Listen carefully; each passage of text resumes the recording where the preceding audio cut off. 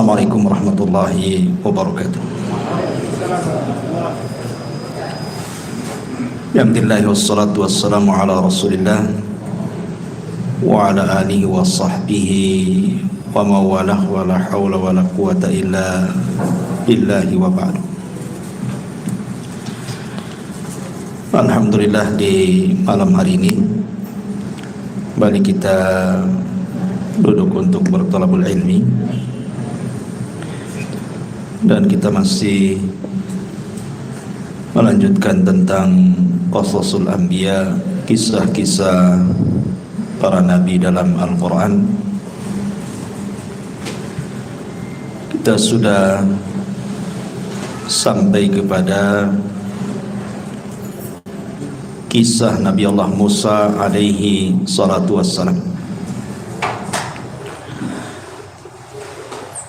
Tetapi sebelum kita mengkisahkan Nabi Allah Musa alaihi salatu wassalam, kisah Nabi Musa tidak lepas dari kisah-kisah Bani Israel.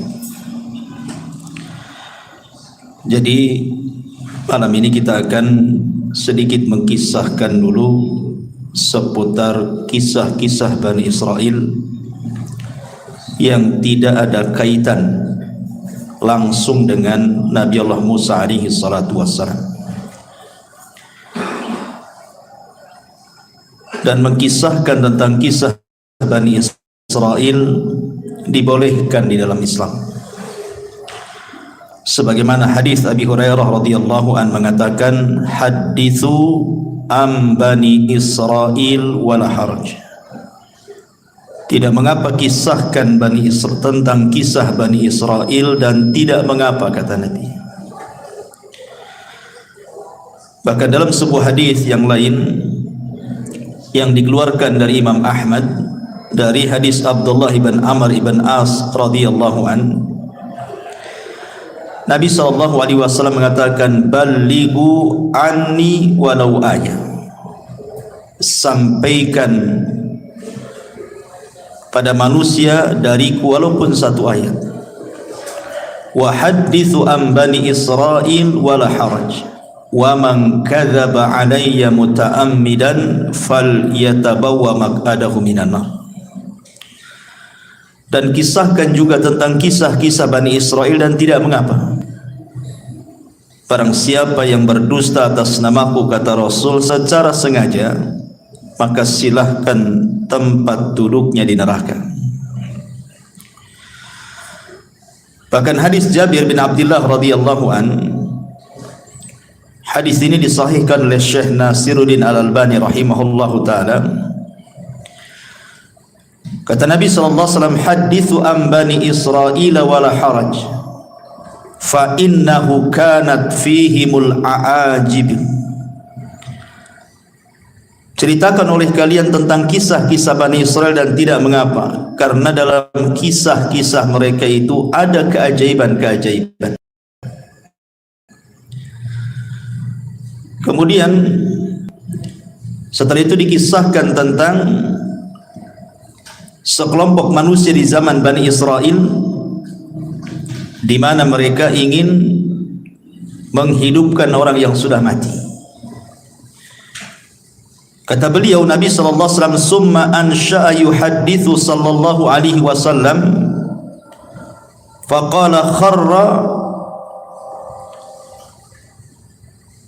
ta'ifatun min Bani Israel hatta atau maqbaratan lahu min maqabirihim faqalu law sallayna rak'ataini da'awna Allah azza wa jalla an yukhrija lana rajulan mimman qad mata nas'aluhu anil maut.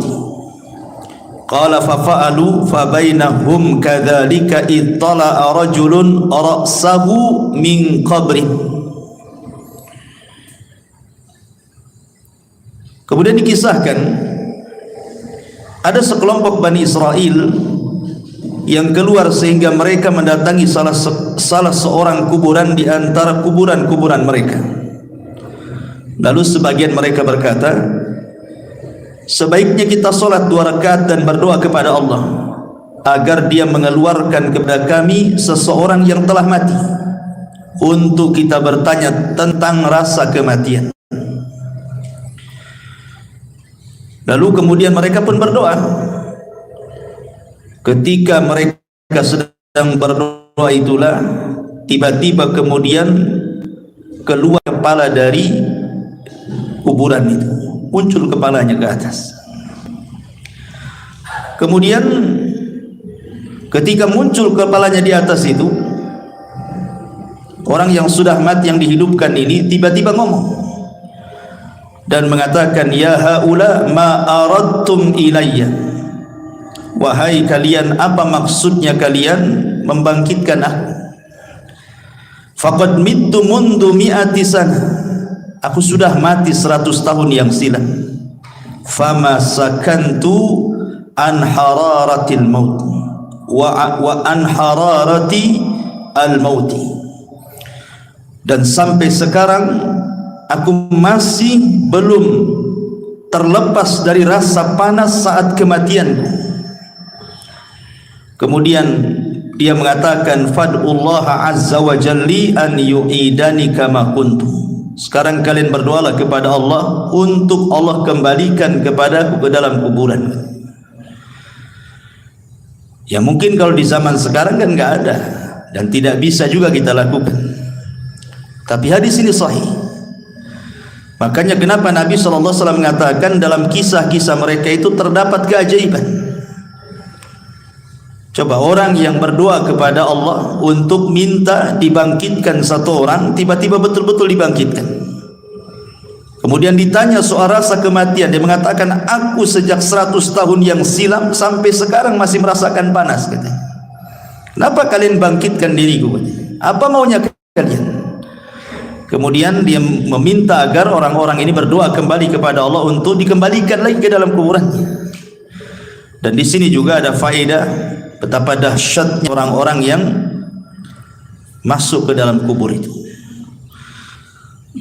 Ma'asyiral muslimin yang dimuliakan Allah Azza wa Jalla. Tetapi walaupun demikian, Nabi SAW membolehkan untuk menceritakan kisah-kisah Bani Israel, bukan berarti kemudian semua kisah Bani Israel diceritakan, tidak. Karena ada yang sahih, ada yang tidak sahih, ada yang benar, ada yang tidak benar. Kalau sesuai dengan dalil kita ceritakan, kalau tidak sesuai jangan ceritakan. Makanya Nabi SAW mengatakan, jangan kalian tanya tentang ahli kitab tentang sesuatu, karena mereka tidak menunjukkan sedikit pun petunjuk kepada kalian. Boleh jadi akhirnya kalian mendustakan yang benar atau membenarkan yang dusta. Dari sini kita tahu bahwa kalaupun harus mengkisahkan kisah mereka, maka kisah-kisah yang sesuai dengan dalil saja. Karena betapa banyak kisah-kisah Israiliyat itu yang enggak jelas, maudhu, palsu gitu ya. Nah, kita akan berusaha mengkisahkan kisah-kisah yang sesuai dengan dalil-dalil yang sahih. Ma'asyiral muslimin yang dimuliakan Allah Azza wa Jalla, yang pertama kisah tentang 2 orang di zaman Bani Israel yang salah satunya bersumpah melewati takdir Allah Subhanahu wa taala. Kisah ini disebutkan oleh Abi Hurairah radhiyallahu an, dan kisah ini juga dikeluarkan oleh Al-Imam Abi Dawud dan disahihkan oleh Syekh Nasiruddin Al-Albani rahimahullahu taala dalam As-Sahihah. Dari Abu Hurairah radhiyallahu an, aku mendengar Nabi sallallahu alaihi wasallam bersabda, kana rajulani fi Bani Israil. Dulu ada 2 orang di zaman Bani Israel, mutawakhayyain, keduanya saling bersaudara, berkawan baik.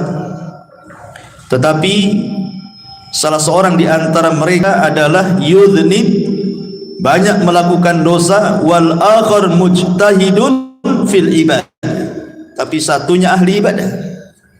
Jadi ada 2 orang Bani Israel, satunya ahli maksiat, satunya ahli ibadah. Yang ahli ibadah ini baik sekali. Jadi setiap melihat kawannya yang bermaksiat itu selalu dinasihati. agar bertobat.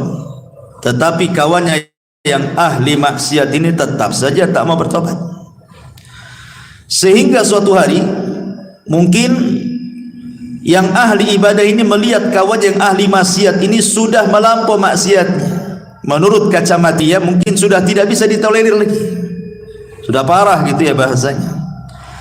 Akhirnya kemudian dia pun menasihati agak keras. Masalahnya nasihatnya inilah yang jadi masalah. Dia mengatakan kepada kawannya ini yang ahli maksiat ini dengan bersumpah, wallahi illam tatub la yaghfirallahu lak aw la yadkhulukallahul jannah.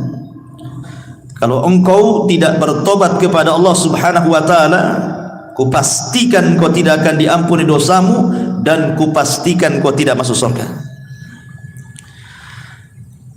Lah ketika kemudian disebutkan, orang yang ahli maksiat ini juga marah dan mengatakan, khallini wa rabbi abu ista alayya raqiban, ngapain kau peduli dengan aku, katanya. Apakah engkau diutus oleh Allah jadi malaikat raqib mengawasi aku tiap hari? Biarkan aku dengan Rabbku, katanya. Ini urusan aku dengan Tuhan, enggak ada urusan kamu, katanya. Akhirnya Allah Subhanahu wa taala takdirkan keduanya meninggal. Yang ahli ibadah Allah masukkan ke dalam neraka, yang ahli maksiat Allah masukkan ke dalam surga. Kenapa demikian? Mestinya kan dibalik gitu ya. Yang ahli ibadah masuk surga, ahli maksiat masuk neraka. Ini dibalik pula, di mana ahli maksiat masuk surga, ahli ibadah pula masuk neraka. Masalahnya, kata Abu Hurairah radhiyallahu anhu ketika mengomentari hadis ini, dia mengatakan, walladzi nafsi biadi, demi zat yang jiwaku berada di tangannya, kata Abu Hurairah, demi Allah, yang satu itu, maksudnya yang ahli ibadah itu, sudah mengucapkan dengan satu kalimat, au baqad dunyahu wa akhiratah, yang menjadikan dunia dan akhiratnya terjungkal. Artinya tidak ada manfaatnya. Dunia tidak ada manfaat, akhiratnya pun tidak ada manfaat. Kenapa coba? Perhatikan di sini, kenapa Allah Subhanahu wa taala masukkan ahli ibadah ini ke dalam neraka dan ahli maksiat ke dalam surga? Karena yang ahli ibadah ini merasa ujub dengan ibadahnya. Dia merasa sombong dengan ibadahnya, seolah-olah dia paling suci dibandingkan kawannya yang ahli maksiat. Lah ujubnya inilah yang menjadikan Allah tidak suka. Sombong dia itu yang Allah tidak suka. Makanya ada kata-kata para ulama ini, seandainya ada ahli maksiat, semua maksiat dia lakukan, kemudian dia bertobat kepada Allah Subhanahu wa taala dengan tangisan, jauh lebih baik dibandingkan seseorang menghabiskan waktunya untuk ibadah tetapi ada ujub dalam hatinya. Jadi yang menjadikan orang ini masuk neraka apa? Karena ujub, merasa bahwa ibadahnya itu lebih hebat gitu ya. Sementara tidak tahu bahwa Allah Subhanahu wa taala itu tidak suka dengan ujub. Kemudian yang kedua kesalahannya adalah dia bersumpah atas nama Allah sehingga melewati takdirnya. Ingat, Allah yang menentukan ampunan dan Allah yang menentukan siapa yang berhak masuk surga. Tetapi orang ini sudah menentukan, kalau engkau tidak bertobat, katanya, maka Allah tidak akan mengampuni dosamu dan kupastikan kau tidak masuk surga. Ini seolah-olah sudah mewakili Tuhan namanya. Ampunan itu milik Allah, surga milik Allah. Kenapa dia bicara seperti itu? Sementara yang ahli maksiat ini kan persoalan dia dengan Allah. Maksiat dia yang ia lakukan itu antara dia dengan Allah, bukan antara dia dengan hambanya. Kalau seandainya maksiatnya berkaitan dengan hamba itu lain lagi urusannya kan. Karena walaupun dia sudah bertobat, kalau orang yang kita zalimi belum memaafkan, Allah masih gantung tobat kita itu. Kalau dia tidak dimaafkan di dunia, maka ada kisos kelak pada hari kiamat. Tapi kan orang ini melakukan dosa antara dia dengan Allah. rupanya Allah berkehendak mengampuni orang ini dan Allah masukkan ke dalam surga. Makanya ma'asyiral muslimin yang dimuliakan Allah Azza wa Jalla, di sini banyak faedah, di antaranya tidak boleh seseorang itu sombong dan juga ujub. Yang kedua, tidak boleh merendahkan orang lain, merasa kita lebih hebat, lebih suci dan begitu seterusnya. Makanya di antara adab memberikan nasihat itu, tidak boleh seseorang merasa dirinya lebih suci dibandingkan orang yang kita nasihati. Kemudian yang ketiga, bahwa persoalan ampunan dan surga itu adalah hak mutlak milik Allah, sehingga mintalah ampunan kepada Allah dan mintalah surga kepada Allah Subhanahu wa ta'ala. Dan di sini juga ada faedah yang sangat baik. Artinya apa? Menjaga lisan.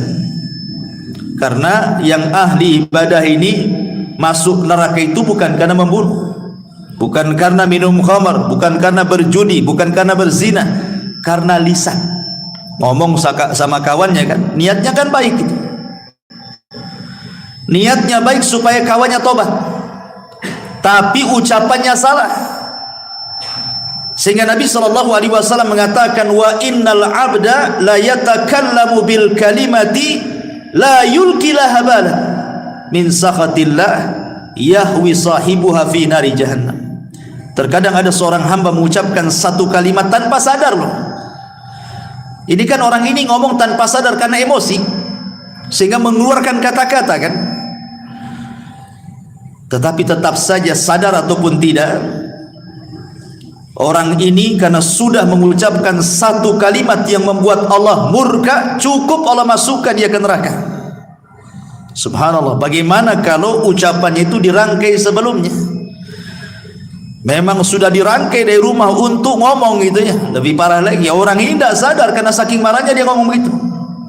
Maka ini juga ada faedah tentang jaga lisan dan juga beradablah kepada Allah Subhanahu wa ta'ala. Jangan melintasi takdir yang sudah Allah takdirkan kepada setiap manusia. Ini kisah yang pertama. Kisah yang kedua, dari kisah-kisah Bani Israel, dari Muhammad ibn Sirin, dari Abi Hurairah radhiyallahu anhu, Nabi sallallahu alaihi wasallam bersabda. Ini bercerita tentang seseorang yang masuk surga karena memberi minum seekor anjing. Nabi mengatakan, bainama rajulun yamshi fashtadda alaihi al-atas. Ada seseorang berjalan di padang pasir, kemudian dia kehausan. Kemudian fanazala bi'ran, nampaklah ada sumur di situ. Dia pun turun ke dalam sumur itu, fasyariba minha, kemudian dia berhasil minum dari air sumur itu. Tsumma kharaja, kemudian dia naik. Setelah naik, fa idza huwa bikalbin yalhath ya'kulu athara minal atshi. Tiba-tiba dia melihat seekor anjing yang melelehkan lidahnya. Saking kehausannya, dia sampai kemudian memakan tanah yang ada di bawahnya, mencari air maksudnya. Kemudian ketika dia melihat hal itu, maka dia pun mencabut sepatunya, thumma nazala 'alal bi'ri, kemudian dia pun masuk lagi ke sumur tadi, kemudian mengambilnya. Fasaqal kalba fasyakarallaha, kemudian dia memberi minum anjing tersebut. Setelah dia melihat anjing itu merasa puas gitu ya, dia bersyukur kepada Allah, dia bisa selamat dan anjing itu bisa selamat ya. Kemudian apa yang terjadi? Faghafara lahu, maka Allah ampuni dosa-dosanya. Kemudian mereka mengatakan, ya Rasulullah, wa inna lana fil bahaim ajran. Apakah, kata Nabi, para sahabat mengatakan, wahai Rasul, apakah kami akan mendapatkan pahala ketika kita berusaha untuk menyayangi binatang? Maka Nabi SAW mengatakan, fi kulli kabidi radbatin ajrun. Kata Rasul, pada setiap yang berhati basah itu, kalau kita sayang dengan hal itu, maka itu dapat pahala. Artinya di sini ada faedah besar bahwa seseorang itu dalam Islam dituntut untuk menyayangi binatang. Menyayangi binatang. Yang kedua, memberi makan atau minum kepada binatang itu termasuk sedekah. Termasuk sedekah. Sampai ada seorang syekh itu ditanya, "Ya syekh, apakah kalau seandainya saya punya peliharaan kucing, kemudian kita pelihara baik-baik, kita kasih minum, kita kasih makan, kita rawat dia, apakah kalau seandainya pahalanya aku kirim kepada orang tuaku yang sudah meninggal, apakah sampai?" Maka syekh ini mengatakan, ya tentu sampai, karena setiap sedekah itu bermanfaat untuk orang mati. Tapi tentu yang paling bermanfaat kepada orang mati tentu adalah doa. Yang pertama doa kan, baru kemudian sedekah. Yang paling manfaat bagi orang mati itu adalah doa dulu, baru kemudian sedekah. Di sini juga ada keutamaan kan gitu ya. Jadi orang ini memberi minum anjing itu bukan karena memberi minumnya, tidak, karena keikhlasan dia. Karena dalam riwayat itu ada juga riwayat yang mengatakan bahwa yang memberi minum itu seorang pelacur. Seorang pelacur dari Bani Israel, sama kisahnya. Kemudian seorang pelacur ini pun Allah Subhanahu wa taala masukkan ke dalam surga karena keikhlasannya. Jadi bukan karena memberi minumnya, tetapi karena keikhlasan dia. Jadi Allah melihat keikhlasannya sehingga Allah masukkan wanita itu ke dalam surga, menunjukkan keutamaan ikhlas di sini.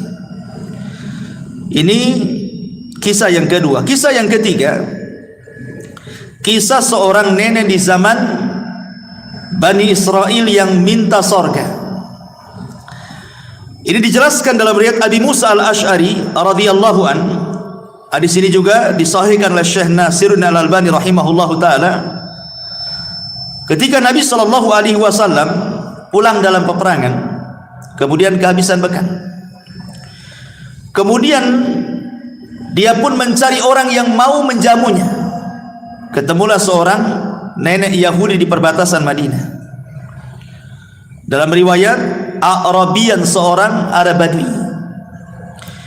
Kemudian Nabi SAW meminta izin untuk meminta sesuatu yang dimakan dia, diminum dia dengan para sahabatnya. Maka dengan senang hati wanita Yahudi yang sudah tua, atau dalam riwayat seorang Arabi, seorang Arab Badui ini, memberi makan dan minum Rasul dan pasukannya. Maka Rasul itu ingat tidak pernah melupakan jasa kebaikan orang. Makanya Nabi SAW bertanya, sepulangnya kami ke Madinah, kira-kira apa yang bisa kami berikan kepadamu atas jasa kau memberi makan dan minum kepada kami? Nanti kami akan utus mengirim kebutuhan. Minta sekarang, kira-kira apa? Maka tiba-tiba kemudian dia meminta macam-macam. Dia mengatakan, naqatun atau naqatan narkabuha. Rasul, aku minta seekor unta lah, kirimkan nanti kemari supaya aku bisa ke sana kemari pakai unta punya kendaraan. Dalam riwayat dia meminta anjing supaya bisa menjaga kambing-kambingnya, kalbun yahrusu ghanami. Kemudian juga minta pembantu yang bisa membantu dia, seorang budak. Kemudian minta ini banyak kali permintaannya. Hanya ngasih makan dan minum. Ketika Rasul mengatakan kira-kira sebagai imbalan kebaikanmu apa, macam-macam dimintanya. Maka Rasul mengatakan, tidakkah kau lemah untuk seperti seorang nenek di zaman Bani Israel? Sahabat heran kenapa Rasul menyebut seorang nenek di zaman Bani Israel. Makanya sahabat bertanya, wa ma'ajuzu Bani Israel ya Rasulullah, apa yang anda maksud seorang nenek di zaman Bani Israel itu wahai Rasul? Maka Rasul mengatakan, dahulu inna Musa alaihi salam, Nabi Musa alaihi salatu wassalam, lamma sara bi Bani Israel min Misra dhallu tariq. Jadi ketika Musa ini dengan Bani Israel menyeberangkan dari Mesir menuju perjalanan Palestina, tiba-tiba nyasar, sesat jalannya, nggak tahu kemana arahnya. Kemudian para tokoh-tokoh Bani Israel, orang-orang pilihan Nabi Musa ini mengadu kepada Nabi Musa dan mengatakan, kami ingat bahwa dahulu Nabi Yusuf alaihi salatu wassalam sebelum meninggal, dia berwasiat agar dikuburkan di Palestina, jangan dikuburkan di Mesir. Akhirnya kemudian Nabi Musa mengatakan, kalau begitu kita ambil jasadnya, karena jasad para nabi itu tidak akan dimakan tanah.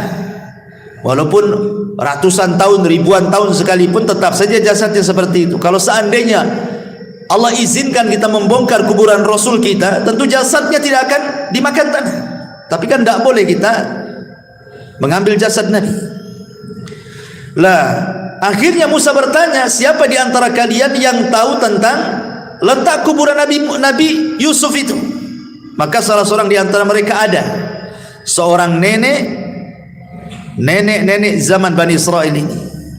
Kata Nabi Musa, kalau gitu kita datangi nenek itu untuk menunjukkan di mana kuburannya. Datanglah kemudian Bani Israel ini kepada nenek Bani Israel tadi dan minta ditunjukkan di mana letak kuburannya. Tetapi nenek itu juga tidak mau gratisan, tetap ada imbalannya. Sehingga Nabi Musa bertanya, apa imbalannya supaya engkau bisa menunjukkan di mana kuburan Nabi Yusuf? Tiba-tiba nenek ini mengatakan, aku hanya menginginkan an akuna ma'aka fil jannah. Tolong doakan kepada Allah, jadikan aku bersamamu di surga, kata. Subhanallah, ya. Tentu Nabi Musa terdiamlah. Nabi Musa kan enggak punya surga. Yang punya surga Allah, kan begitu. Masa hanya menunjukkan di mana kuburan Nabi Yusuf minta surga? Jadi teman Nabi Musa lagi, kan? Terlalu tinggi kan bayarannya. Tetapi Allah Subhanahu wa taala kabulkan permintaan nenek ini. Kemudian diutus Jibril, kemudian diberitahu kepada Nabi Musa, katakan kepada nenek itu sudah dikabulkan. Maka Musa pun mengatakan, Allah sudah mengabulkan permintaanmu. Sekarang di mana kuburannya? Kemudian ditunjukkan dan diambilnya jasad Nabi Yusuf. Kemudian mereka pun tidak lagi tersesat jalan dan Nabi Yusuf dikuburkan di mana? Di Palestina. Ya. Lah kisah ini, ma'asyiral muslimin yang dimuliakan Allah Azza wa Jalla, Rasul ingin menyinggung seorang nenek yang mengatakan orang Badui, ada juga yang mengatakan seorang nenek Yahudi. Maksudnya kalau sudah tua itu jangan macam-macam permintaan dunianya. Lihat nenek zaman minta unta, minta anjing untuk menjaga ternaknya, minta pembantu, minta ini, minta itu. Kok sudah tua maksudnya? Kalau sudah tua itu dekat-dekat mati. Banyak-banyak minta surga gitu maksudnya. Karena di zaman Nabi SAW ada anak kecil yang luar biasa, namanya Rabi'ah ibn Ka'ab al-Aslami. Rabi'ah ibn Ka'ab al-Aslami, anak remaja, belum dewasa, masih remaja, suka membantu Nabi SAW. Jadi kalau malam dia suka menginap di rumah Nabi untuk menyediakan keperluan Nabi kalau bangun sepertiga malam atau pertengahan malam, entah menyiapkan tempat wudunya, menyiapkan airnya. Jadi Nabi SAW melihat anak remaja ini masih kecil, kok semangat kali membantu dirinya. Maka Rasul SAW mengatakan kepada anak muda ini, mintalah sesuatu hai anakku, aku akan berusaha memberinya. Mintalah sesuatu untukku. Kalau anak-anak kecil zaman sekarang antum katakan minta apa nak, pasti jawabannya lato-lato. Minta apa? Lato-lato kan itu. Anak-anak kecil kan itu. Minta mainan ini, mainan itu kan itu. Tapi lihat anak kecil di zaman Nabi, dia mengatakan ketika Rasul mengatakan salini, minta sesuatu kepadaku. Kata anak ini mengatakan as'aluka murafaqataka fil jannah. Tidak wahai Rasul, aku hanya ingin menjadi temanmu di surga. Anak kecil gitu ngomong begitu, coba. Aku hanya ingin menjadi temanmu di sorga, katanya. Nabi SAW gak yakin awa ghaira dhalik, yang lain, namanya anak-anak kan suka mainan gitu ya, yang lain gak ada katanya, itu saja katanya. Maka tetap anak ini mengatakan tidak wahai Rasul, hanya itu saja katanya. Aku ingin menjadi temanmu di sorga katanya. Maka Nabi SAW mengatakan fa inni ala nafsika bi kathrati sujud. Kalau begitu bantulah supaya keinginanmu tercapai. Nah, kau banyak-banyak sujud, banyak-banyak sholat. Sejak itulah Rabi'ah al-Aslami, Rabi'ah ibn Ka'ab al-Aslami, dia memperbanyak sholat. Maksudnya sholat sunnah, ya, sholat wajib sudah jelas, sampai dia wafat. Ya, itu anak kecil. Bahkan seorang wanita namanya Ummu Amarah. Ummu Amarah ini seorang wanita yang terlibat di salah satu peperangan bersama Nabi SAW. Ada yang mengatakan di perang Uhud. Perang Uhud itu kan perang kekalahan kaum muslimin. Bahkan Rasul masuk perangkap orang-orang musyrik kan. Hampir mati Rasul di perang ini.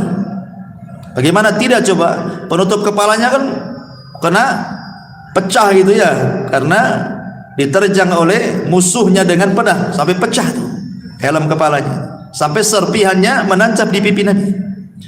Yang nyabutnya saja sampai rompang giginya karena dicabut pakai gigi. Abu Bakar berusaha mencabut dengan tangannya, tidak bisa juga. Akhirnya datanglah seorang sahabat, kalau tidak salah Abu Ubaidah ibn Jarrah, kemudian dicabut oleh giginya sampai rompang giginya, cabut serpihan yang ada di pipi Rasul. Ya. Lah Ummu Amarah ini ketika Rasul masuk ke dalam parit itu, jebakan orang-orang Quraisy itu, kan sahabat ketika itu kan kocar-kacir gara-gara Nabi diisukan mati. Padahal ketika itu yang meninggal siapa? Mus'ab bin Umair. Lah Mus'ab bin Umair ini kalau pakai baju besi, dari depan, dari samping, dari kiri kanan itu persis seperti Nabi. Jadi ketika Mus'ab bin Umair mati, disangka Nabi yang mati gitu. Tersebar isu bahwa Nabi meninggal gitu di perang Uhud itu. Akhirnya kemudian para sahabat banyak yang lari. Tapi datanglah Anas bin Nadar menyemangati mereka untuk kembali ke peperangan. Akhirnya mereka maju lagi ke peperangan. Cuman ketika mereka lari kan Rasul sedikit yang melindungi. Lah salah satunya seorang wanita namanya Ummu Amarah. Padahal tugasnya seorang wanita dalam peperangan itu bukan untuk perang, untuk mengobati orang luka kan itu ya, menyediakan konsumsi gitu. Ini karena melihat kacau, ikut dia dalam peperangan. Ketika dia betul-betul menghalangi panah-panah orang itu untuk sampai kepada Nabi SAW, jadi badannya dijadikan tameng, jadi panah-panah itu menancap sama dia gitu. Kemudian kata Nabi SAW, karena melihat semangatnya Ummu Amarah, kata Rasul, salini ya Umma Amarah, mintalah sesuatu wahai Ummu Amarah sekarang. Kata Ummu Amarah, as'aluka ma'aka fil jannah, aku hanya minta kepadamu, tolong sertakan aku di sorga bersamamu. Akhirnya kata Rasulullah, kalian akan bersamaku di sorga. Nah, gitu kan. Orang dulu ya, dari anak kecil minta sorga, perempuan minta sorga.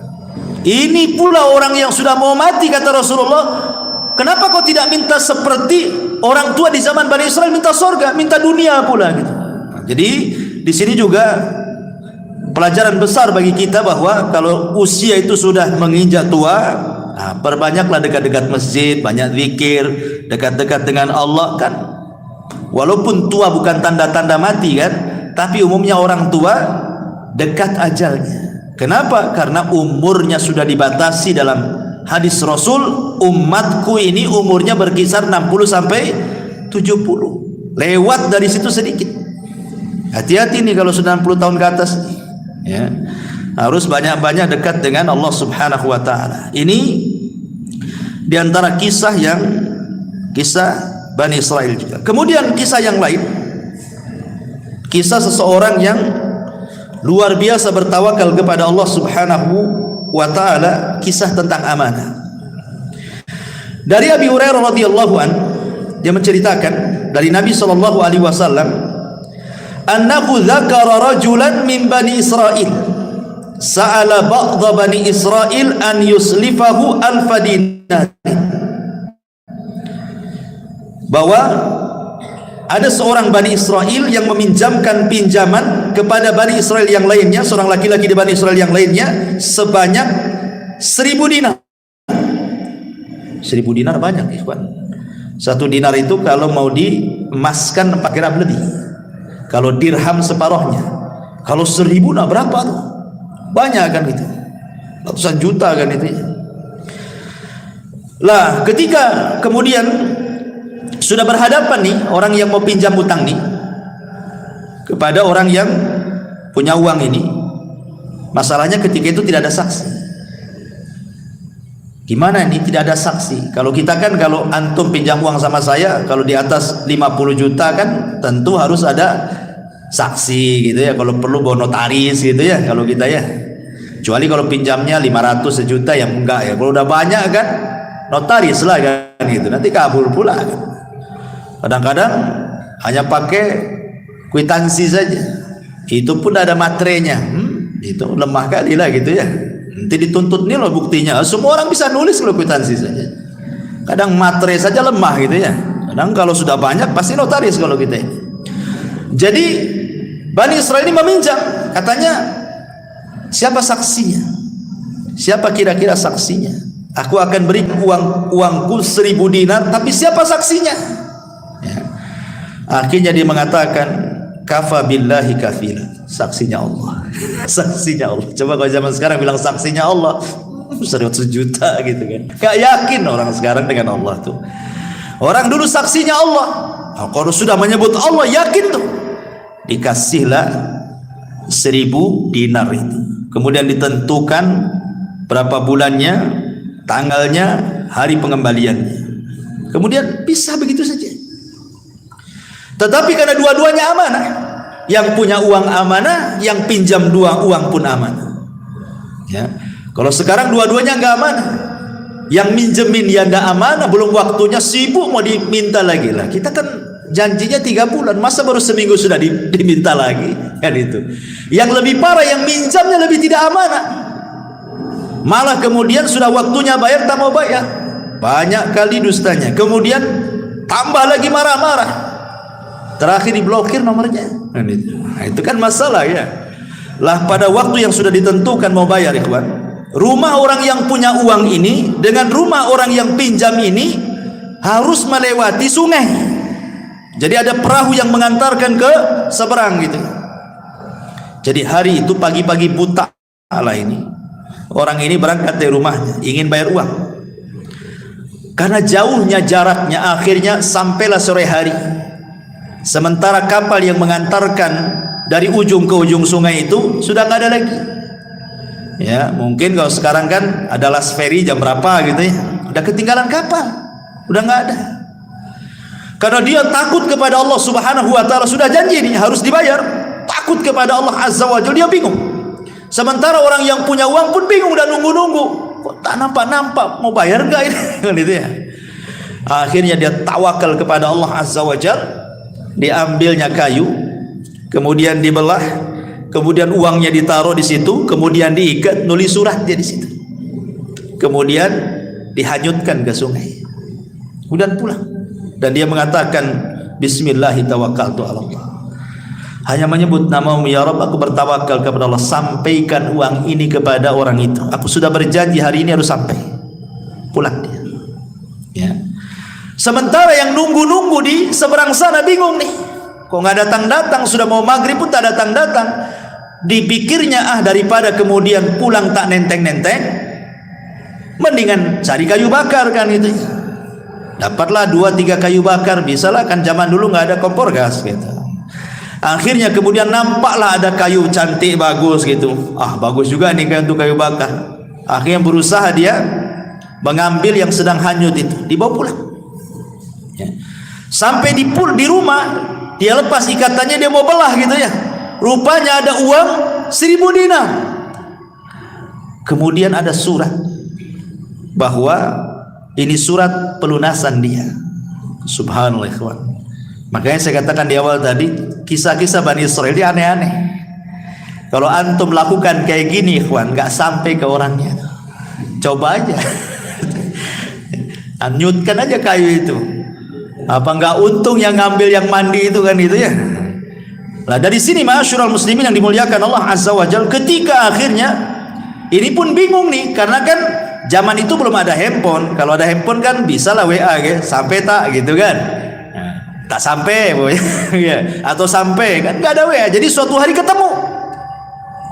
Ini orang yang ngutangi dengan orang yang berhutang ini. Kemudian dia mengatakan kepada orang ini, sesungguhnya waktu aku hendak mengirim uang itu kapal sudah tidak ada, tetapi aku berusaha meletakkan di kayu, mudah-mudahan sampai kepadamu. Kemudian dia mengatakan, fa innallaha qad adda anka alladhi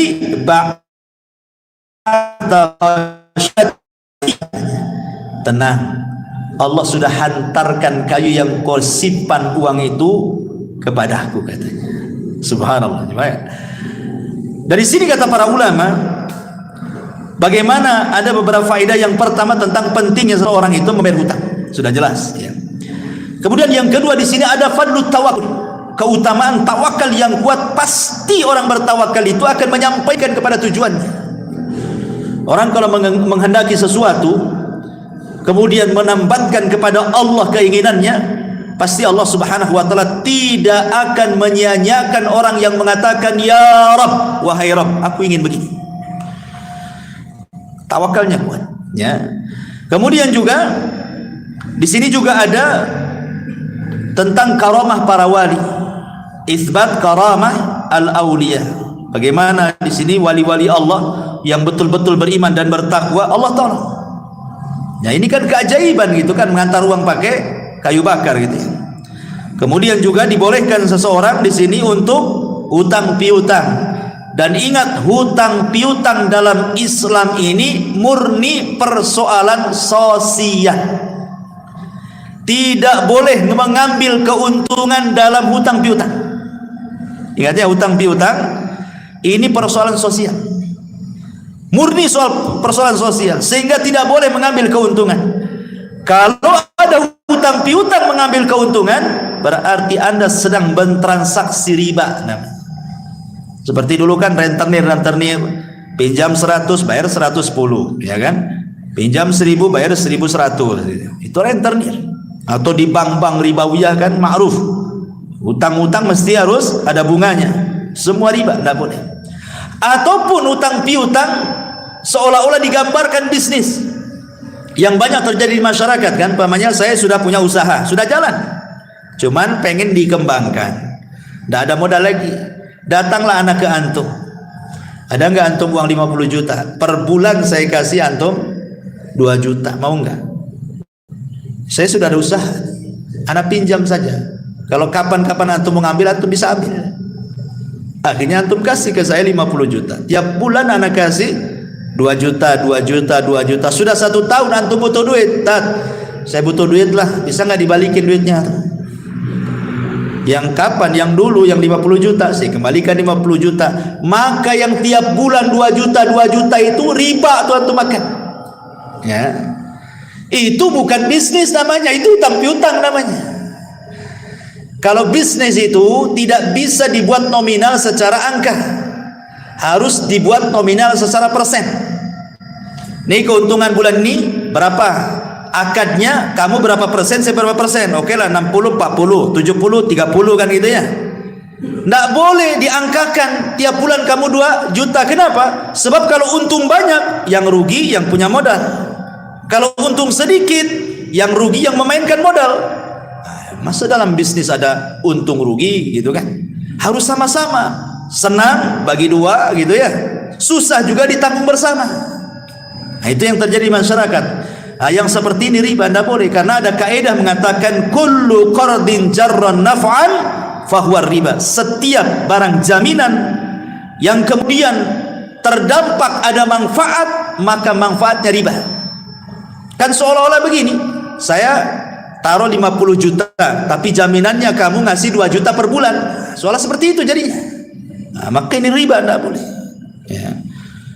Jadi kalau seandainya kita ini naruh modal 50 juta, 100 juta kemudian rugi, ya kan kesepakatan namanya rugi. Gimana lagi?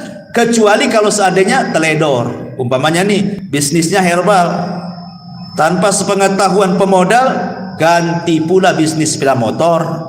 Nah, itu lain lagi, itu keteledoran orang yang memainkan modal namanya.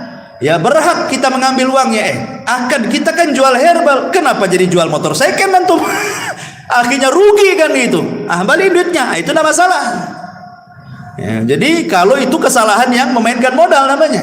Tapi intinya dalam kisah ini ikhwan, bahwa pentingnya seseorang itu perhatian dengan utang piutang ini. Jangan enak ketika berutang, tak enak pula ketika membayar. Itu kebanyakan ya. Tapi ini juga kisah di zaman Bani Israel. Kemudian juga yang lain kisah di zaman Bani Israil adalah kisah orang yang membanggakan nasab. Hadis ini dikeluarkan Imam Ahmad dalam musnadnya dari sahabat Ubay ibn Ka'ab radhiyallahu anhu. Intasaba rajulani ala ahdi Rasulillah sallallahu alaihi wasallam. Jadi ada dua orang di zaman Rasul. Di zaman Rasul dua orang itu berbangga dengan nasab. Dan ingat orang-orang jahiliyah dulu itu memang paling suka berbangga dengan nasab. Makanya ada ayatnya. Apa ayatnya? Alhaqumut takatsur hatta zurtumul maqabir. Maqabir. Apa artinya alhaqumut takatsur hatta zurtumul maqabir? Jadi orang-orang jahiliyah itu saking berbangga dengan nasab sampai menghitung kuburan. Nih kabilahku jumlahnya 1000 orang. Berapa kabilahmu? Oh, kabilahku banyak, 1500 orang. Kemudian mereka datang ke kuburan. Ayo kita hitung kuburan-kuburan dulu. Nih, lihat kuburan. Sampai hitung kuburan orang itu. Ini kuburan, ini kuburan ini, kuburan ini. Dihitung tuh kuburan tuh. Nanti banyak-banyakkan kuburan tuh.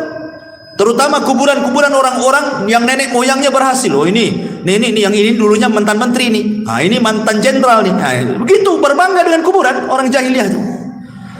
Jadi zaman Rasul, satu orang berbangga dengan nasab dan mengatakan, kamu tahu siapa saya? Kata, saya anak fulan ibn fulan ibn fulan ibn fulan ibn, sampai 9 kakeknya disebut.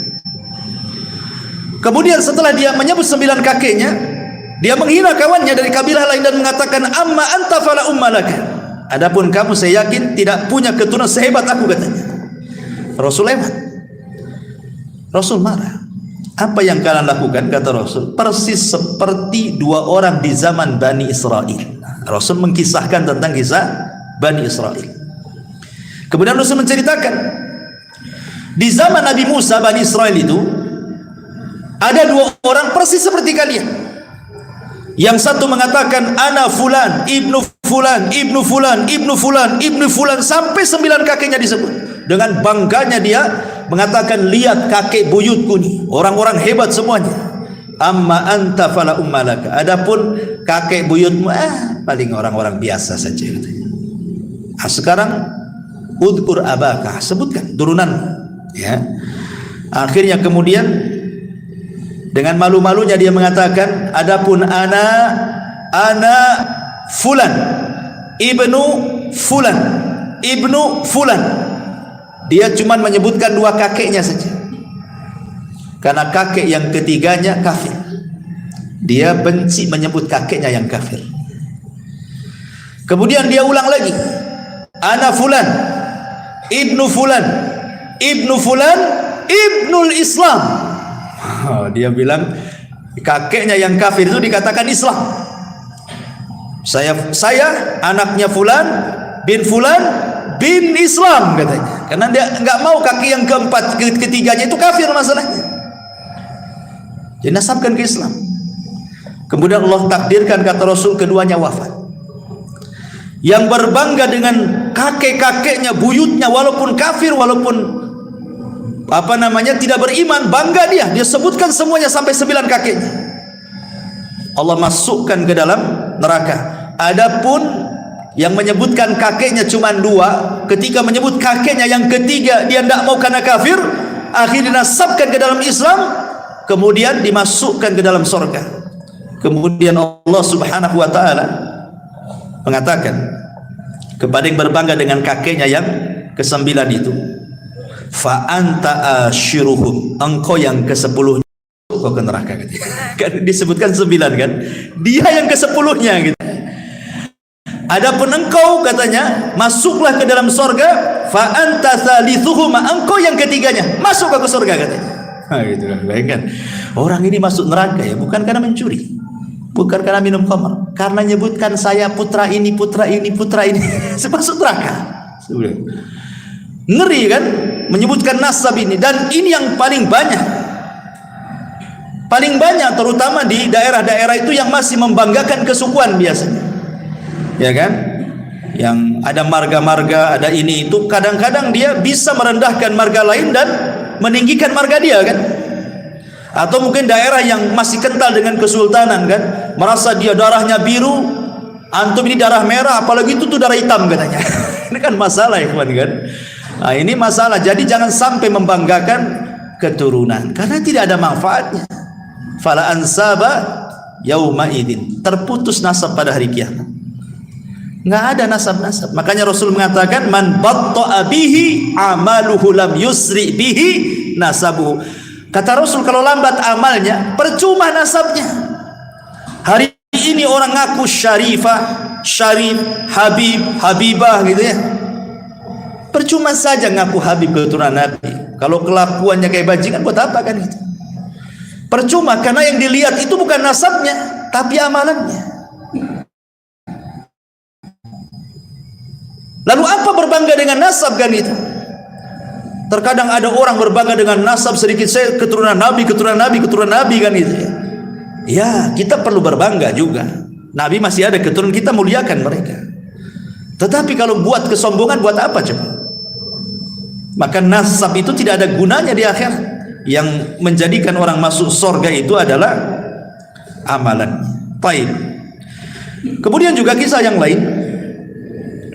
Masih kisah di zaman Bani Israel adalah kisah 3 orang yang diberikan penyakit kemudian diuji dengan nikmat. Masyhur kisahnya ya. Karena terdapat dalam kitab Riyadhus Shalihin hadis dari Abu Hurairah radhiyallahu anhu, di mana hadis ini juga terdapat dalam Sahih Bukhari Muslim. Sudah jelas sahihnya ya. Jadi di zaman Bani Israel, singkat saja saya cerita, saya tidak akan baca nasnya kepanjangan.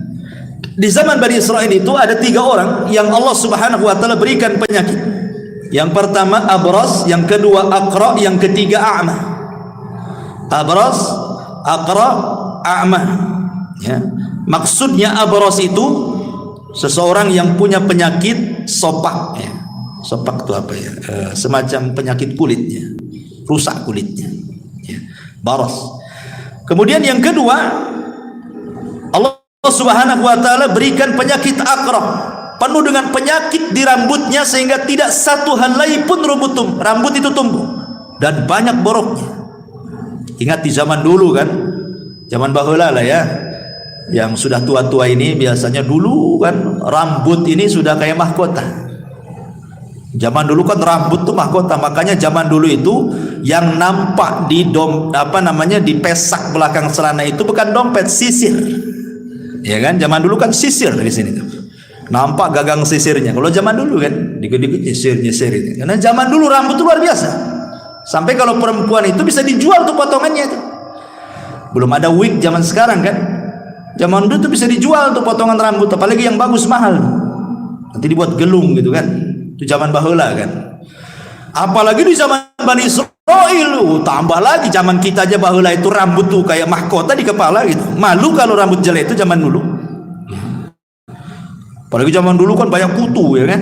Nggak tahu sekarang kutu ini pada kemana, hilang semua. Jadi akhirnya kemudian yang ketiga orang buta. Lah Allah Subhanahu wa taala mengirim malaikat dalam bentuk manusia, datanglah kepada orang yang punya penyakit sopak, baros, yang penuh dengan borok di badannya itu. Kemudian dia mengatakan, tamanna ya abdi, kalau bercita-cita Allah Subhanahu wa taala memberikan sesuatu, kira-kira apa cita-citamu? Maka yang punya penyakit kulit mengatakan, kalau Allah kabulkan cita-citaku, aku hanya ingin satu, supaya Allah membersihkan semua penyakit di badanku dan Allah memberikan kulit yang indah kepadaku. Akhirnya orang ini mengusap, malaikat yang menjelma orang ini diusap, sembuh seketika. Senanglah orang ini. Kemudian sebelum pulang, malaikat ini sebelum menghilang dia mengatakan, kira-kira hewan apa yang kau sukai? Dia mengatakan al-ibilu unta. Akhirnya dikasihlah unta bunting. Kemudian malaikat ini berpindah ke orang kedua, sama pertanyaannya. Orang yang botak banyak penyakitnya itu, maka orang ini mengatakan, kalau Allah berkehendak aku hanya ingin ditumbuhkan rambutku dan rambutku menjadi rambut yang paling indah sehingga manusia tidak membenciku lagi gitu. Diusap rambutnya, masya Allah, langsung tumbuh, hilang penyakitnya, tumbuh rambut indah dan tidak ada rambut seindah orang ini. Kemudian yang ketiga orang buta juga sama, disembuhkan. Lah orang yang punya penyakit di rambut ini kemudian ditanya, binatang apa yang kau sukai? Dia mengatakan sapi. Akhirnya dikasih sapi yang bunting. Kemudian orang buta dikasih kambing, karena dia suka kambing, dikasih kambing bunting. Allah takdirkan yang bunting-bunting dari binatang ini akhirnya semua lahiran dikembarkan anaknya, laki-laki jantan, jantan dengan betina, jantan dengan betina. Unta juga sama, lahir jantan betina. Sapi juga sama, lahir jantan betina. Kambing juga sama. Akhirnya anak-anak yang Allah takdirkan hidup, kemudian kawin berkembang, berkembang. Akhirnya satu lembah. Kayalah yang satu juragan unta, yang satu juragan sapi, yang satu juragan kambing. Allah hendak menguji 3 orang ini. Diutuslah malaikat. Ya. Kemudian malaikat ini ketika datang untuk menguji apakah orang itu bersyukur atau tidak, menjelma seperti orang ketika dia belum sembuh penyakitnya. Jadi datang kepada orang yang dulu punya penyakit sofak, malaikat ini menjelma orang sofak juga. Maksudnya supaya diingatkan. Itulah kadang-kadang kalau kita pandai bersyukur kan. Dulu kita pernah susah kerja, kemudian kaya, nengok orang susah itu akan terbayang, dulu juga saya kayak dia kan itu. Maksudnya seperti itu. Jadi akhirnya dia mengatakan, wahai fulan, engkau kan banyak untamu katanya. Berikanlah 1 unta untukku. Aku ini orang susah katanya. Bukankah unta-untamu itu pemberian dari Allah? Diingatkan. Ya. Tiba-tiba dia mengatakan enak saja. Ini untaku warisan bapakku. Kan kufur dia. Dia mengatakan ini unta-unta warisan bapakku. Kemudian kata malaikat ini, wahai fulan, lihat kondisiku. Bukankah dulu seperti diriku gitu maksudnya. Diingatkan, bukankah aku dulu seperti diriku? Dia mengingkarinya, tidak katanya.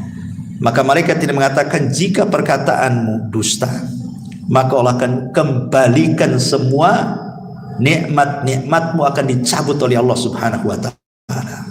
Karena dia dusta, seketika akhirnya muntahnya mati semua, badannya terserang penyakit lagi, datang lagi penyakit sofaknya. Ya, orang yang tidak syukur nikmat, Allah kembalikan dan Allah ambil nikmatnya. Naudzubillah.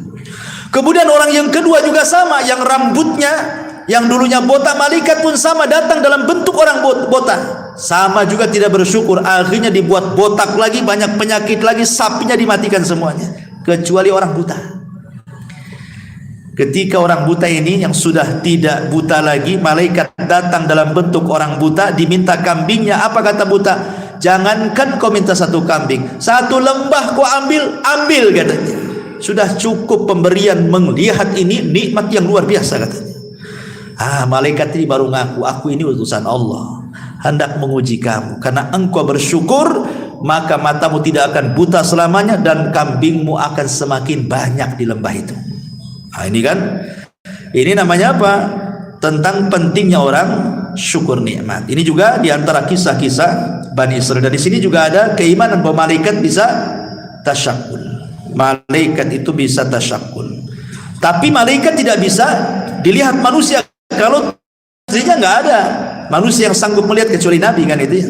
Atau orang-orang yang diizinkan Allah Subhanahu wa taala, atau kecuali hewan. Kalau hewan mungkin bisa melihat malaikat.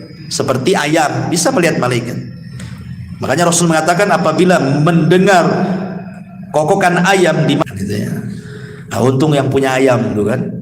Malam-malam dibekokok nih. Nah, jangan-jangan ada yang nyuri ayam saya ini. Gitu ya. Minta nikmat atau ayamnya hilang katanya. Subhanallah. Baik. Ini juga kisah dari kisah-kisah Bani Israil. Kemudian yang lain, kisah yang masyhur saja ya. Kisah yang lain, kisah yang dikeluarkan Imam Muslim dan juga Imam Bukhari dari sahabat Abdullah ibn Umar radhiyallahu anhu. Udzibati imra'atun fi hirratin sajanatha hatta matat. Fadakhalat fiha an-nar. Fala hiya at'amatha wala saqatha id habisatha wala hiya tarakatha ta'kulu min khashashil ardi. Dahulu kata Nabi SAW, ada seorang wanita di zaman Bani Israil yang masuk neraka gara-gara seekor kucing. Kenapa alasannya? Karena wanita ini tidak pernah memberikan kesejahteraan. Dia rawat kucing, kemudian dia kerangkeng kucing, tapi tidak dikasih makan, tidak dikasih minum. Sehingga kemudian akhirnya kucing ini kelaparan. Terpaksalah kemudian makan apalah yang semut-semut di dinding atau hewan-hewan yang kebetulan lewat di situ di dinding, dimakan itu saja. Akhirnya kurus sakit, mati. Kata Nabi SAW, wanita ini masuk neraka. Wanita ini masuk neraka gara-gara seekor.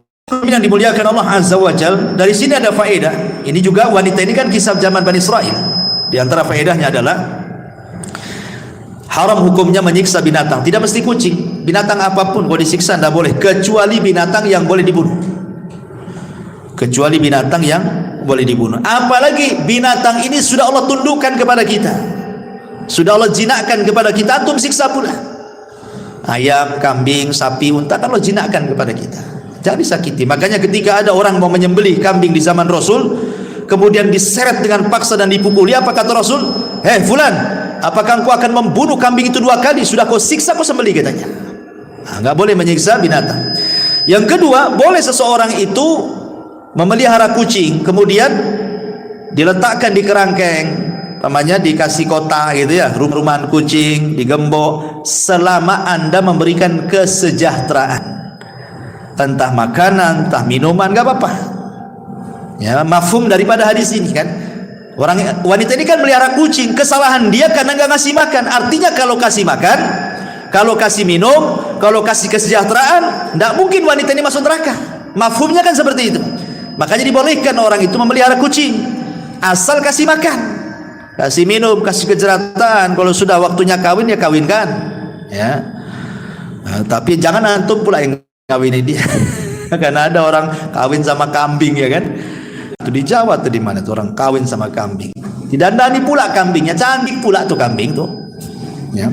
Tapi rupanya acting gitu ya. Jadi tangkap polisi, oh ini untuk ini saja, konten katanya. Ya alasan lah depan polisi kan.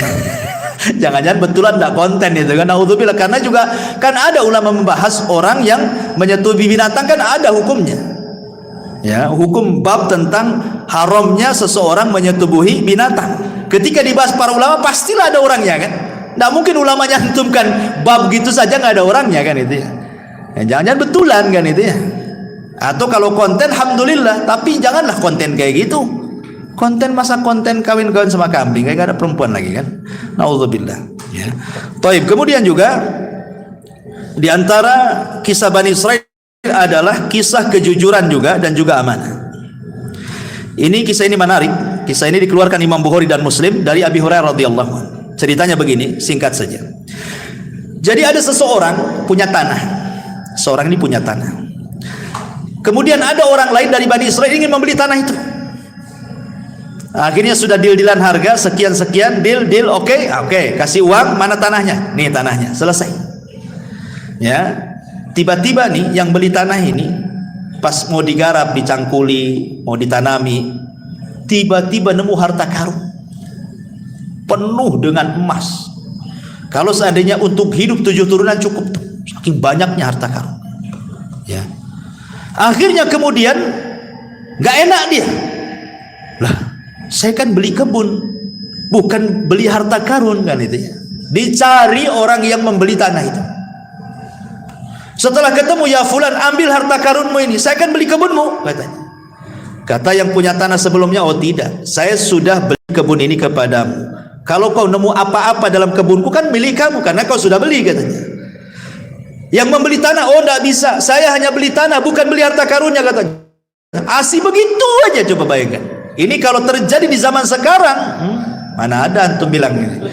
Antum sembunyi-sembunyi lah. Alhamdulillah, katanya kan, ada harta karun, katanya.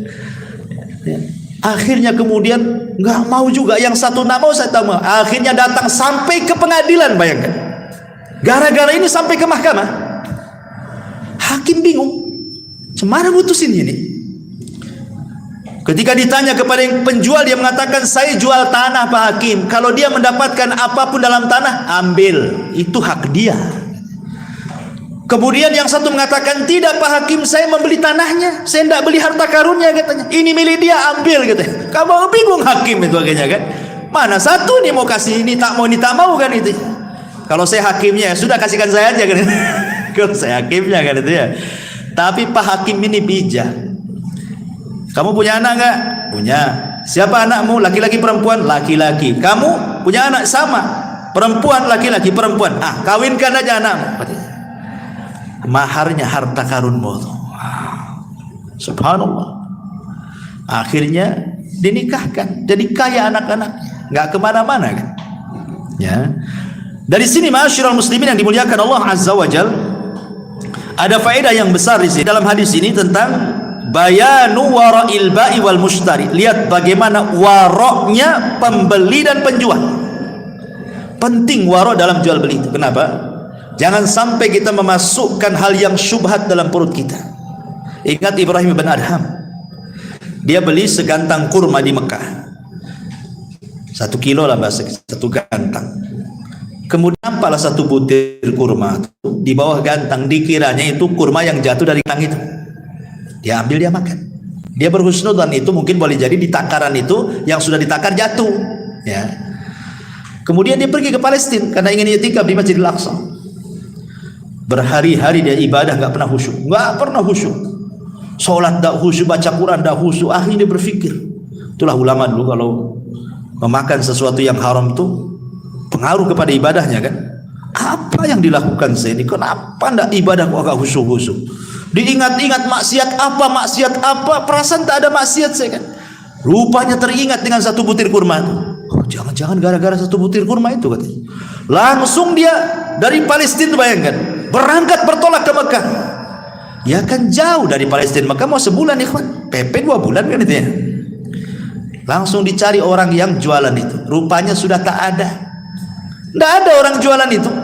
Ditampaknya dulu yang jual orang tua, sekarang kok jadi anak muda yang jual nih. Kemana yang jual tuh? Didatangi. Nah, mana orang yang jual dulu di sini? Kan di sini orang tua dulu.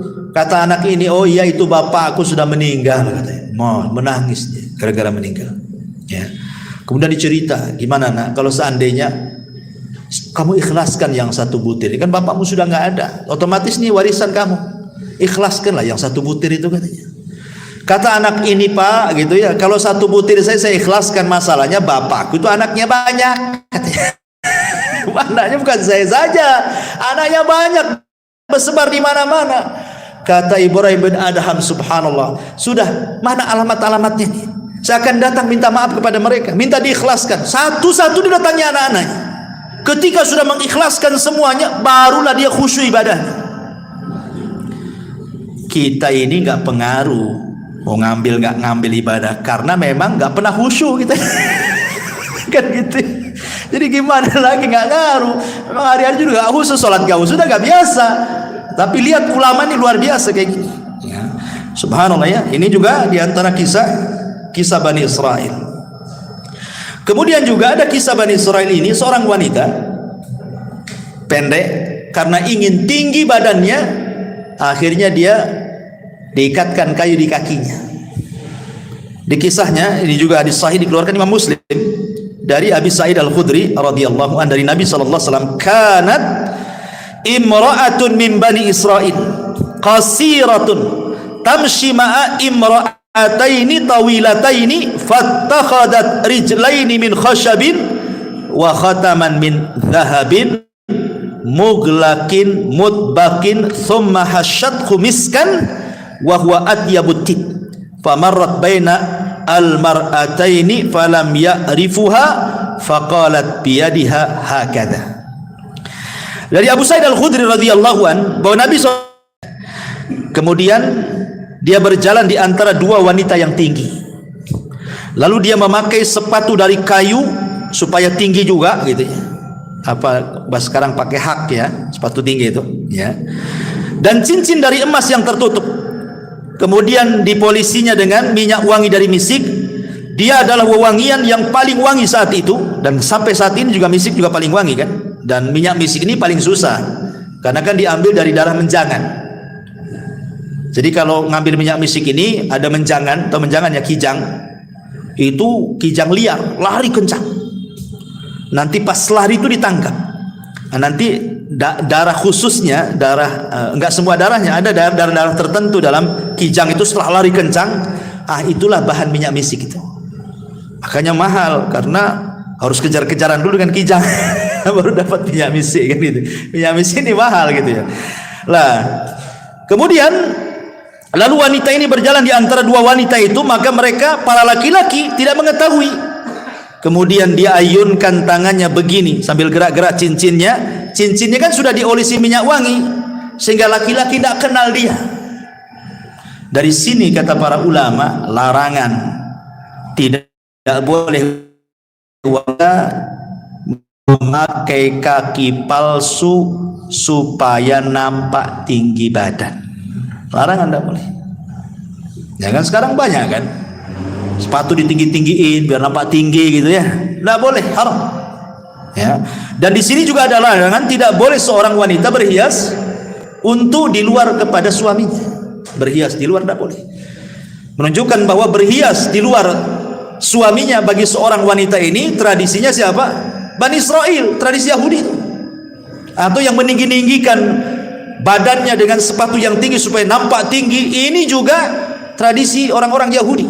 Betul kata Rasulullah, tattabi'anna sanana man kana qablakum shibran bi shibrin wa dhira'an bi dhira'in hatta law dakhulu juhra dabin la dakhaltum.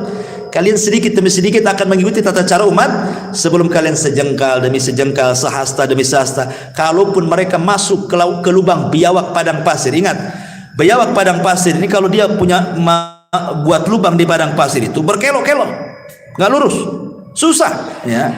Tapi walaupun demikian kalian ikut di belakangnya. Dan ingat ya, dhob padang pasir dengan dhob Batam beda. Biawak padang pasir dengan biawak Batam beda. Kalau biawak padang pasir itu warnanya putih, kalau biawak Batam warnanya hitam. Kalau biawak padang pasir makan sayur, kalau biawak Batam makan ular atau makan ngeri, makan semua kanibal kan. Ya, jadi nggak bisa disamakan. Oh, Rasul melihat Khalid bin Walid makan biawak gitu ya. Kemudian kata Khalid makan Rasul, kata Rasul tidak. Di negeriku nggak ada. Di sini ada sunnah takrir namanya. Rasul tidak mengharamkan dan tidak memakan. Artinya boleh makan biawak. Tapi biawak seperti apa yang bisa dimakan? Biawak di padang pasir yang nggak kanibal. Sebab kalau biawak padang pasir nih disatukan dengan biawak Batam satu kandang, dimakan tuh biawak padang pasir tuh. Ya. Nah, jadi tidak semua biawak. Kalau biawak kita haram lah. Dia kan termasuk hewan yang muftarish. Ya, hewan yang nerkam dengan kukunya kan. Itu tidak boleh. Ya, kalau biawak padang pasir kan udah yang dimakan dia rumput, sayur, dia enggak kanibal. Beda hukumnya, ya. Intinya bahwa di sini tidak boleh larangan seorang wanita meninggi-ninggi badan dengan kayu dan sepatu dan begitu seterusnya. Baik, kemudian juga kisah yang selanjutnya ya, yang sahih dikeluarkan Imam Muslim tentang kisah hujan yang hanya menyirami satu petak tanah saja. Dijelaskan dari Abu Hurairah radhiyallahu an, Rasul bersabda, "Bainama rajulun fi falatin minal ardi fasami'a sautan fi sahabin iski hadiqata fulan." Adalah seorang Bani Israel berjalan di pemantang sawah. Tiba-tiba nengok ada awan hitam sedang berjalan. Di balik awan itu ada yang bicara, "Hujani kebunnya si Anu." Ini anak muda heran, kenapa ada suara? Tengok kiri kanan tak ada, tengok depan belakang tak ada. Rupanya ketika tengok ke atas, rupanya suara dari atas. Terus berbicara, "Hujani kebun si fulan, hujani kebun si fulan bin fulan." Terus penasaranlah anak muda ini, diikuti awan itu. Setelah jauh dari pematang sawah itu, rupanya awan hanya berhenti di satu petak tanah itu saja. Kemudian hujan di situ. Anehnya, sebelah kiri, sebelah kanan, depan belakang tidak terkena cipratan air hujan itu. Hanya satu petak itu saja. Kok bisa? Di Batam saja kalau hujan lokal ya enggak gitu kali lah kan gitu. Berapalah satu petak tanah kan itu ya? Ya kalau hujan lokal satu tiban kan itu, Batam Center tidak. Ini satu petak dihujani. Akhirnya kemudian penasaran lah anak muda, ditunggu siapalah pemilik kebun ini. Lama keluar pula pemiliknya. Kemudian di stop. "Kamu yang memiliki ladang ini?" "Ya." "Siapa namamu?" "Fulan ibnu Fulan." Kaget anak muda ini. Kenapa? Ini nama-nama yang disebut di awan tadi. Sehingga dia penasaran, maaf Pak, Bapak ini kalau panen, ya kan, apa yang dilakukan dengan panenan itu? Maka bapak ini mengatakan, aku sih kalau panen aku buat 3 katanya. 1/3 untukku dan keluargaku untuk dimakan, 1/3 aku kembalikan ke ladangku, 1/3 aku sedekahkan katanya. Kenapa kau tanya itu katanya? Baru cerita tadi. Tadi ada awan, aku ikuti, rupanya hanya hujan di sepetak tanah bapak. Ya. Bagaimana di sini Allah Subhanahu wa taala akan menambah harta yang disedekahkan, syahidnya. Ma naqasa min mali sadaqah. Tidak akan berkurang harta yang disedekahkan, bahkan bertambah dan bertambah. Ya. Kemudian juga di antara kisah yang lain adalah kisah seseorang yang seorang raja yang meninggalkan kerajaannya untuk beribadah kepada Allah Subhanahu wa taala.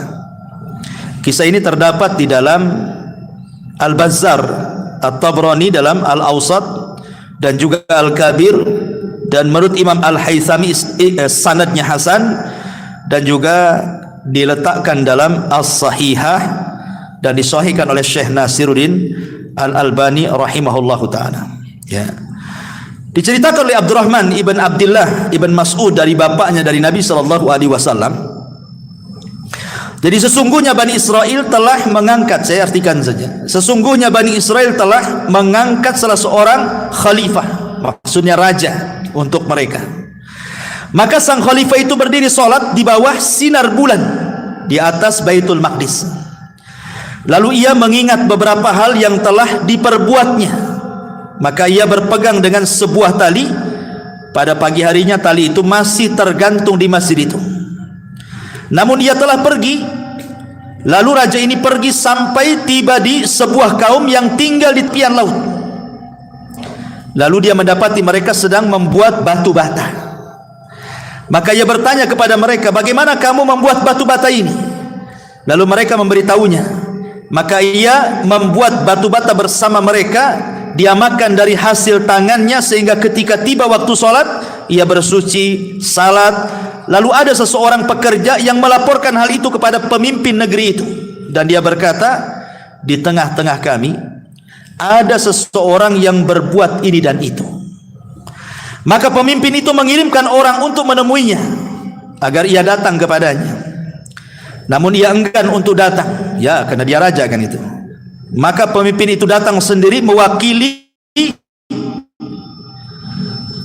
teman-temannya, rakyatnya, sehingga kemudian berjumpalah antara pemimpin dan pemimpin ini kan itu. Kan ini kan nyamar, raja nyamar ya. Ini pemimpin ini juga pemimpin daerah situ kan, berjumpa.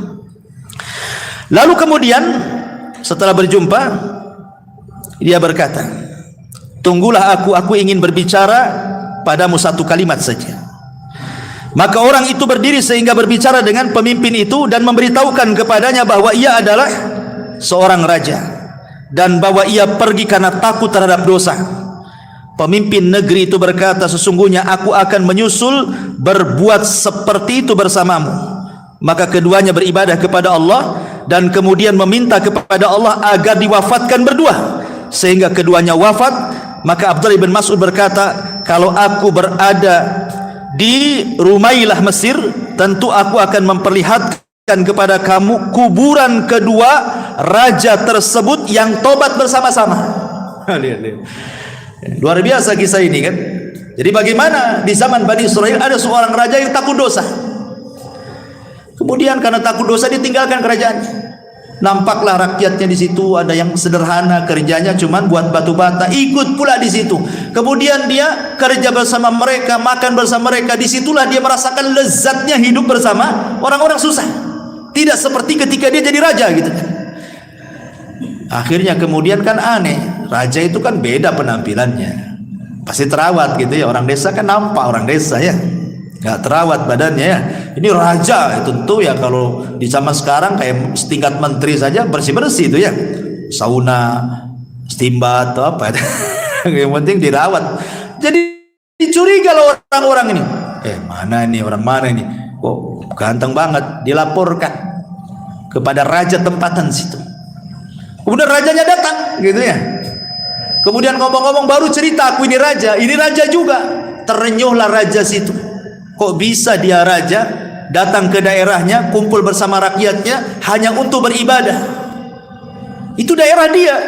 Makanya dia pun kemudian mengambil ibrah dari pelajarannya. Dia pun ingin sama seperti dia. Akhirnya sama-sama kerja, hidup di situ, beribadah di situ sampai mati. Kan itu. Nah, ini kan luar biasa. Ini menunjukkan juga nasihat kepada para pemimpin. Ini hadis ini isyarat kepada para pemimpin, karena dulu ada namanya Yahya al-Burmuki di zaman di zaman Bani Umayyah. Dia dipercaya oleh Khalifah Harun ar-Rasyid untuk memimpin kota Madinah. Tetapi dia pun melintasi wewenangnya sebagai gubernur. Dia pun berkasus. Akhirnya Harun ar-Rasyid menangkap dia dan anaknya dipenjarakan. Yahya al-Burmuki. Sehingga anaknya ini bingung kesalahan bapaknya apa, sama-sama masuk penjara kan gitu. Jadi anaknya ngomong kepada al-Burmuki ini, Yahya al-Burmuki ini mengatakan, wahai abi, dulu kita ini dihormati, dihargai, macam-macam orang mandang kita sekali perintah orang langsung laksanakan. Kenapa setelah hidup senang kita kok disempitkan dalam penjara ini? Ada apa wahai ayah? Bingung anaknya. Maka Yahya al-Burmuki mengatakan, wahai anakku, boleh jadi ini doa-doa yang pernah kita zalimi, katanya. Boleh jadi ini doa-doa yang pernah kita zalimi melesat ke langit sehingga Allah kabulkan. Seperti inilah jadinya. Betul kata Nabi SAW, doa yang orang yang dizalim itu kan melesat sampai ke atas awan. Ketika doa itu sampai kepada Allah, apa kata Allah? Wa bi izzati la ansurannaka walau ba'dahin. Dengan kemuliaanku, kata Allah, aku akan tolong kamu tepat pada waktunya, katanya. Kata Imam Ibnul Qayyim, walaupun doa itu disambut oleh orang kafir sekalipun, maka Allah akan di samping orang kafir itu. Bukan karena kekafirannya, tapi Allah tidak suka dengan kezaliman. Kata Imam Ibnul Qayyim, ya, catatannya bagus ya. Ini juga di antara kisah, dan banyak sekali ini sebenarnya kisahnya, masih ada 10 kisah lagi, tapi waktu juga ya. Insyaallah kita lanjutkan minggu depan. Ya, ini saja, mudah-mudahan ada manfaatnya. Subhanaka bihamdika asyhadu an la ilaha illa anta astaghfiruka wa atubu ilaik. Allahu ta'ala alam. Assalamualaikum warahmatullahi wabarakatuh.